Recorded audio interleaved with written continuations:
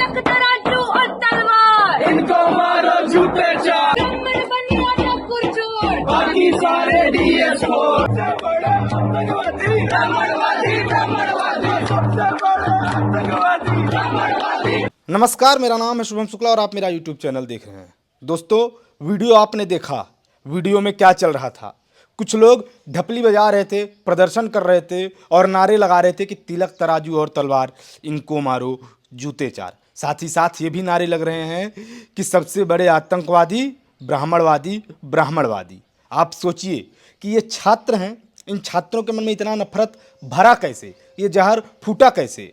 JNU की जो महासचिव हैं, जो बापसा से जीती हुई हैं और जेएनयू के भी महासचिव हैं, उनका यह वीडियो अब सोशल मीडिया पर तेजी से वायरल हो रहा है। ट्विटर, फेसबुक, इंस्टाग्राम, हर जगह इसको लोग शेयर कर रहे हैं और कह रहे हैं कि आखिर क्या ज़रूरत पड़ी कि इन छात्र नेताओं को, छात्राओं को ऐसा नफरती नारा लगाना पड़ा। कई लोगों के मुझे मैसेज आए, टेक्स्ट आए कि आप इसकी सच्चाई बताइए कि ये कब का वीडियो है, क्या मामला है और ऐसे नारे क्यों लगाने पड़े।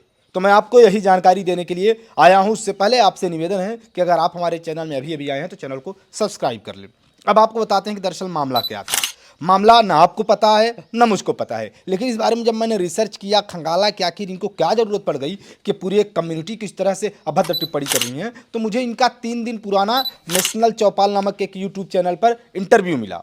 इस इंटरव्यू पर ये बताती हैं कि किसी मामले को लेकर, किसी घटना को लेकर या छात्रों के किसी मुद्दे को लेकर ये बापसा वाले और आयसा एक संगठन है जो लेफ्ट विंग है छात्रों का, ये लोग एक टेबल पर बैठे थे, किसी बात को लेकर आपसी डिस्कशन हो रहा था। इसी दौरान इनका आरोप है कि जो आयसा था वहाँ से एक लड़के ने कुछ अभद्र टिप्पणी कर दिया, कुछ कमेंट कर दिया होगा, ऐसा इनका कहना है। लेकिन आप सोचिए कि किसी एक व्यक्ति के कमेंट के आधार पर आप पूरे 3 से 4 जातियों को लपेट सकते हैं, उन पर अभद्र टिप्पणी कर सकते हैं। और फिर ये बता रही हैं कि उसी के नतीजे के विरोध पर ये लोग प्रदर्शन कर रहे हैं, जिसमें इनके हाथों पर पोस्टर हैं। पोस्टर में लिखे हुए हैं कि आयसा के राजपूतों के खिलाफ हम लड़ाई लड़ रहे हैं, ब्राह्मणवाद के खिलाफ हम लड़ाई लड़ रहे हैं, सामंतवाद के खिलाफ हम लड़ाई लड़ रहे हैं। तो ये कैसी लड़ाई है जहाँ पर आपको एक पूरे समाज को गाली देना पड़ रहा है, अभद्र टिप्पणी करना पड़ रहा है, जूते मारने की बात कहने पड़ रही है। और ऐसा जाहिर है कि अगर आप किसी समाज पर अभद्र टिप्पणी करेंगे, उन्हें उकसाएंगे, तो उनका आक्रोश आएगा और फिर लोकतांत्रिक तरीके से वो इसका विरोध भी दर्ज करवाएंगे। मैं आपको बता दूं कि प्रियांशी आर्या से हमारा या किसी का कोई विरोध नहीं है। वो नेता बनना चाहती हैं, नेत्री बनना चाहती है, विधायक सांसद बनना चाहती हैं, बने। राजनीति करना चाहती हैं, करें। अपने समाज के हित की बात करना चाहती हैं, वो भी करें। लेकिन अगर आप किसी समाज पर अभद्र टिप्पणी करेंगे तो फिर सवाल तो आपसे पूछे जाएंगे। प्रियांशी आर्या हैं कौन? इनके प्राइवेसी का बहुत सम्मान करते हुए भले ही इन्होंने पूरी कम्युनिटी को गाली दी, अभद्र टिप्पणी की, मुझे भी बुरा लगा, आप सबको भी बुरा लगा, लेकिन फिर भी मैं एक महिला होने के नाते इनकी प्राइवेसी का सम्मान कर रहा हूँ और आपको बताने देना चाहता हूँ कि ये उत्तराखंड से हैं। उत्तराखंड के एक ज़िले से हैं और संपन्न परिवार से हैं। ऐसा नहीं है कि ये गरीब तबके से आते हैं, संपन्न परिवार से हैं। प्रभु करे ये और आगे बढ़ें। लेकिन मैं फिर बता रहा हूं कि अगर आप तक मेरा यह वीडियो पहुंच रहा है तो आप सुन लीजिए प्रियांशी आर्या जी, आपसे किसी की व्यक्तिगत दुश्मनी नहीं है। आपको नेतागिरी करना है, आप करिए। आपको दलित समाज का नेता बनना है, बनिए ना। तो दलित समाज की जेन्युइन मुद्दे उठाइए। आप ये मुद्दा उठाइए ना कि सफाई कर्मी जो नीचे जा रहे हैं, जो बेचारे गटर में घुस रहे हैं, उनके लिए सरकार सुरक्षा उपलब्ध करवाए, सफाई कर्मियों की वेतन बढ़ाए, सफाई कर्मियों को पेंशन दे, पेंशन बढ़ाए उनकी। ये मुद्दे उठाइए।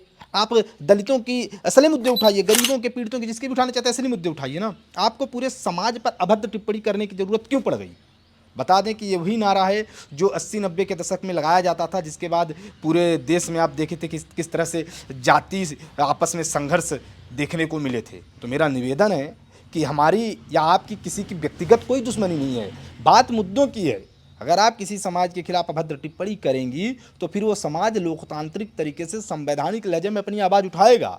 सोशल मीडिया पर जब विरोध हुआ तो ये वाली क्लिप जो नेशनल चौपाल ने ट्विटर पर डाली थी, इसको डिलीट कर दिया। साथ ही साथ आपको बता दूं कि अब प्रियांशी आर्या ने अपना इंस्टाग्राम भी कुछ दिन के लिए डीएक्टिवेट कर दिया। हो सकता है वो बैकफुट पर हैं, हो सकता है उनको भी आत्मग्लानि हो रही हो। तो अगर आपको आत्मग्लानि हो रही है, आपको लग रहा है कि गलती हुई है, तो ऐसी गलती करने से बचें। क्योंकि अगर आप ऐसा नारा किसी को लगा रही हैं तो एक पल आप सोच कर देखिए कि अगर कहीं कोई व्यक्ति इस तरह के नारे, अभद्र टिप्पणी आप पर कर देगा, आपकी समझ पर, तो आप पर क्या गुजरेगी?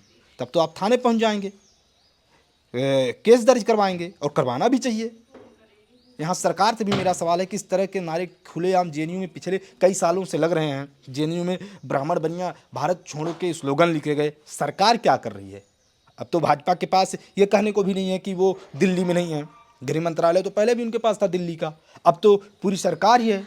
सरकार से भी निवेदन है कि ऐसी नफरती नारों को रोकें जो सामाजिक सौहार्द को बिगाड़ने वाले हैं। और मैं कोई सामाजिक सौहार्द बिगाड़ने या नफरत फैलाने के लिए यहाँ नहीं आया हूँ। मैं सच्चाई बयान करने आया था, और जो कि मेरा अधिकार है, हक है, और मैं करूँगा। मैं लोगों को सच्चाई बताऊँगा कि किस तरह से नफरत फैलाई जा रही है। दिल्ली के एक प्रतिष्ठित विश्वविद्यालय से युवाओं के अंदर किस तरह से जहर घोला जा रहा है।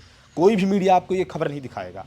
ऐसे ही अन्य खबरों को देखने के लिए, अन्य जानकारियों को जानने के लिए हमारे चैनल को सब्सक्राइब कर लें। मिलते हैं फिर किसी अगले खबर में। धन्यवाद।